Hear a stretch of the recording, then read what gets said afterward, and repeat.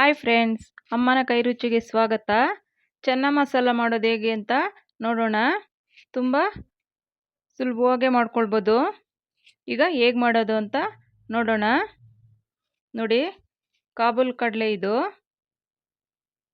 ಒಂದು ನೈಟು ನೆನೆಸಿಟ್ರೆ ತುಂಬಾ ಚೆನ್ನಾಗಿ ನೆನೆಯುತ್ತೆ. ನೆನೆದಷ್ಟು ತುಂಬ ಚೆನ್ನಾಗಿ ಬೇಯುತ್ತೆ, ಟೇಸ್ಟು ಚೆನ್ನಾಗಿ ಬರುತ್ತೆ.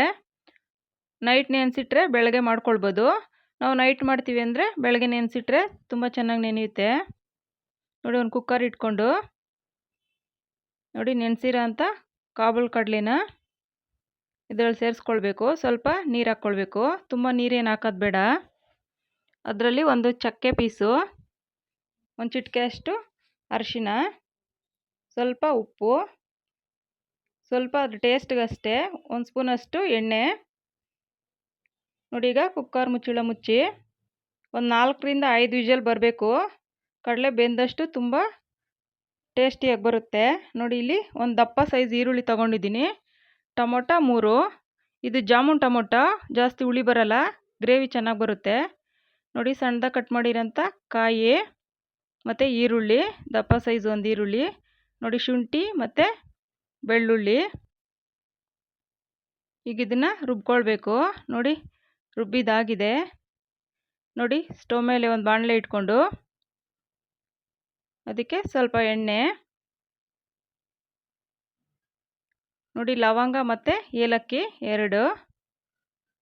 ಚಕ್ಕೆ ಬೇಯಬೇಕಾದ್ರೆ ಹಾಕಿದ್ದೀವಿ, ಚಕ್ಕೆ ಏನು ಹಾಕೋ ಅವಶ್ಯಕತೆ ಇಲ್ಲ. ನೋಡಿ, ಈಗ ರುಬ್ಬಿರೋ ಅಂಥ ಮಿಶ್ರಣನ ಸೇರಿಸ್ಕೊಳ್ಬೇಕು. ತುಂಬ ಚೆನ್ನಾಗಿರುತ್ತೆ ಚಪಾತಿ ಪೂರಿಗೆ ಎಲ್ಲ.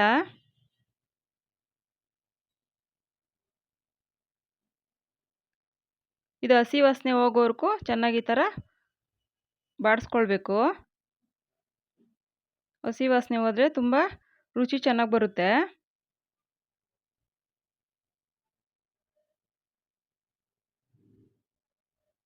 ನೋಡಿ, ನೀರೆಲ್ಲ ಇಂಗಿದೆ.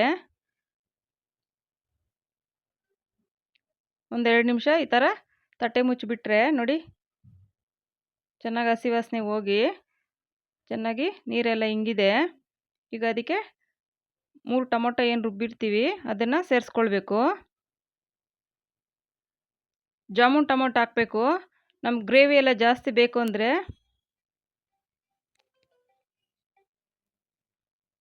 ನೋಡಿ, ಈಗ ಬೇಯಿಸಿರೋ ಅಂಥ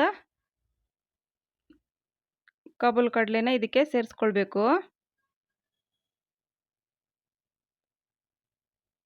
ಈಗ ಅದಕ್ಕೆ ಧನಿಯಾ ಒಂದು ಅರ್ಧ ಚಮಚದಷ್ಟು, ಅಚ್ಕಾರದ ಪುಡಿ ರುಚಿಗೆ ತಕ್ಕಷ್ಟು ನೋಡಿಕೊಂಡು ನಮ್ಮ ಖಾರ ಹೇಗೆ ಬೇಕೋ ಹಾಗೆ, ಗರಂ ಮಸಾಲ ಸ್ವಲ್ಪ, ಮತ್ತು ಚೆನ್ನ ಮಸಾಲದೇ ಮಸಾಲ ಬರುತ್ತಲ್ವ ಅದು 1 ಸ್ಪೂನಷ್ಟು, ಪೆಪ್ಪರ್ ಪೌಡ್ರು ಒಂದು ಅರ್ಧ ಚಮಚದಷ್ಟು. ಈಗ ಚೆನ್ನಾಗಿ ಮಿಕ್ಸ್ ಮಾಡ್ಕೊಳ್ಬೇಕು.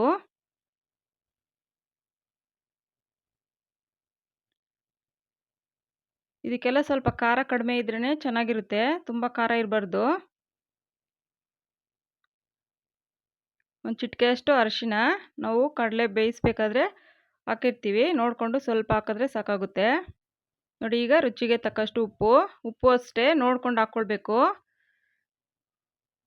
ಕಡಲೆ ಬೇಯಿಸ್ಬೇಕಾದ್ರೆ ಸ್ವಲ್ಪ ಹಾಕಿರ್ತೀವಿ. ನೋಡಿ, ಒಂದು 2 ನಿಮಿಷದ ಕಾಲ ಬಿಟ್ಟರೆ ನೋಡಿ ಚೆನ್ನಾಗಿ ಹಸಿ ವಾಸನೆ ಎಲ್ಲ ಹೋಗಿ ತಳ ಬಿಟ್ಕೊಂಡು ಬರ್ತಾಯಿದೆ. ಈ ಥರ ಆದಾಗ ತುಂಬಾ ಚೆನ್ನಾಗಿರುತ್ತೆ. ಕೊನೆಯಲ್ಲಿ ಸ್ವಲ್ಪ ಕಸೂರಿ ಮೇಥಿ, ನೋಡಿ ಈ ಕಲರ್ ಬರಬೇಕು, ಆಗ ಹಸಿ ವಾಸನೆ ಎಲ್ಲ ಹೋಗಿರುತ್ತೆ. ನೋಡಿ, ತುಂಬ ಚೆನ್ನಾಗಾಗಿದೆ. ಟೇಸ್ಟು ಅಷ್ಟೇ ತುಂಬ ಚೆನ್ನಾಗಿ ಬರುತ್ತೆ. ಕೊನೆಯಲ್ಲಿ ಕೊತ್ತಂಬರಿ ಸೊಪ್ಪು ಸ್ವಲ್ಪ ಬೇಕು ಅಂದರೆ ಇನ್ನೂ ಸ್ವಲ್ಪ ಟೇಸ್ಟ್ ಚೆನ್ನಾಗಿ ಬರಬೇಕು ಅಂದರೆ ಕೊನೆಯಲ್ಲಿ ಸ್ವಲ್ಪ ಬೆಣ್ಣೆ ಹಾಕ್ಕೊಂಡ್ರೆ ತುಂಬ ಚೆನ್ನಾಗಿ ಬರುತ್ತೆ. ನಿಮ್ಗೆ ಗ್ರೇವಿ ಜಾಸ್ತಿ ಬೇಕು ಅಂದರೆ ಜಾಮೂನ್ ಟೊಮೊಟೊ ಸ್ವಲ್ಪ ಜಾಸ್ತಿ ರುಬ್ಕೊಳ್ಬೋದು. ಮತ್ತು ಗೋಡಂಬಿ ರುಬ್ಬಿದ್ರೆ ತುಂಬ ತಿಕ್ನೆಸ್ ಚೆನ್ನಾಗಿ ಬರುತ್ತೆ. ನೋಡಿ, ಆಗಿದೆ. ನೋಡಿ, ಬೌಲ್ಗೆ ಹಾಕ್ತಾಯಿದ್ದೀನಿ.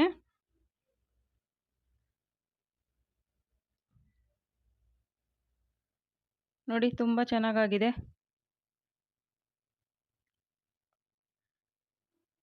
ನೋಡಿ ಈಗ ಪೂರಿ ಮಾಡೋದು ಹೇಗೆ ಅಂತ ನೋಡೋಣ. ನೋಡಿ ಒಂದು ಬೌಲಲ್ಲಿ ಗೋಧಿ ಹಿಟ್ಟು ಮತ್ತು ಚಿರೋಟಿ ರವೆ 3/4 ಕಪ್ಪಷ್ಟು ತೊಗೊಂಡಿದ್ದೀನಿ. ಗೋಧಿ ಹಿಟ್ಟು 3/4 kg ಅಷ್ಟಿದೆ. ರುಚಿಗೆ ತಕ್ಕಷ್ಟು ಉಪ್ಪು ಹಾಕ್ಕೊಳ್ಬೇಕು. ಈಗ ಫಸ್ಟು ಈ ಥರ ಎಲ್ಲ ಮಿಕ್ಸ್ ಮಾಡಿಕೊಂಡು ಆಮೇಲೆ ನೀರು ಹಾಕ್ಕೊಂಡು ಕಲಿಸ್ಕೊಳ್ಬೇಕು.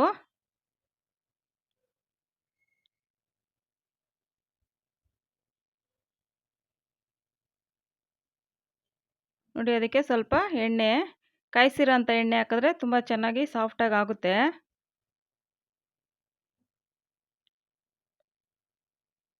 ಕಲಸಿ ಒಂದು ಅರ್ಧ ಅವರ್ ಬಿಡಬೇಕು.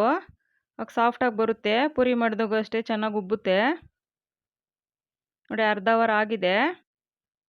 ನೋಡಿ ಈಗ ಲಟ್ಟಿಸ್ಕೊಂಡು ಒಂದೊಂದೇ ಲಟ್ಟಿಸ್ಬೇಕಾದ್ರೆ ಕಷ್ಟ ಆಗುತ್ತೆ. ನೋಡಿ ಈ ಥರ ಮಾಡಿದ್ರೆ ಬೇಗನೂ ಆಗುತ್ತೆ. ನೋಡಿ ಈ ಥರ ಒಂದು ಟಿಫನ್ದು ಮುಚ್ಚಳ ಇರುತ್ತೆ, ಇಲ್ಲಾಂದರೆ ಈ ಥರದ್ದು ತಗೊಂಡು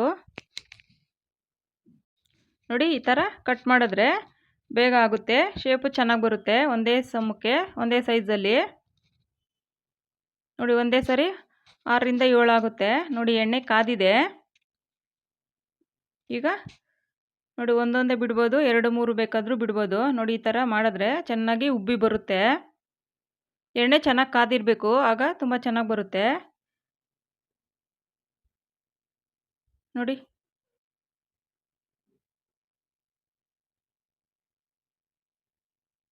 ಒಂದೇ ಸರಿ 2ರಿಂದ 3 ಬಿಟ್ಕೊಂಡ್ರೆ ಬೇಗನೂ ಆಗುತ್ತೆ.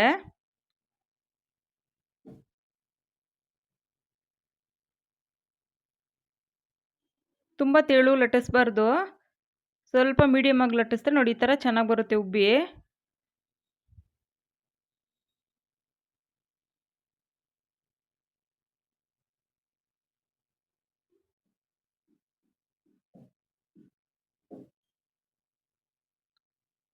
ತುಂಬಾ ಚೆನ್ನಾಗಿರುತ್ತೆ ಚೆನ್ನ ಮಸಾಲ ಜೊತೆ ಪೂರಿ.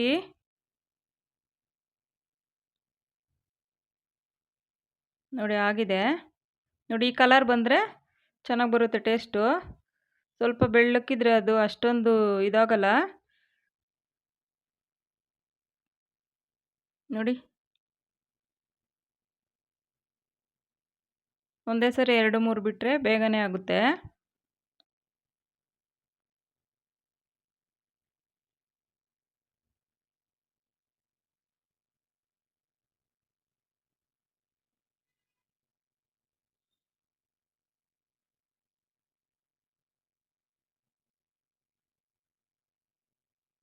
ನೋಡಿ ಈ ಮೆಥಡ್ನಲ್ಲಿ ಟ್ರೈ ಮಾಡಿ ನೋಡಿ, ತುಂಬ ಚೆನ್ನಾಗಾಗುತ್ತೆ. ಹೊಸ್ದಾಗಿ ಕಲಿಯೋರ್ಗು ತುಂಬಾ ಈಸಿ ಆಗುತ್ತೆ. ನೋಡಿ ಪೂರಿ ರೆಡಿಯಾಗಿದೆ. ನೋಡಿ ತುಂಬ ಚೆನ್ನಾಗಿ ಬಂದಿದೆ.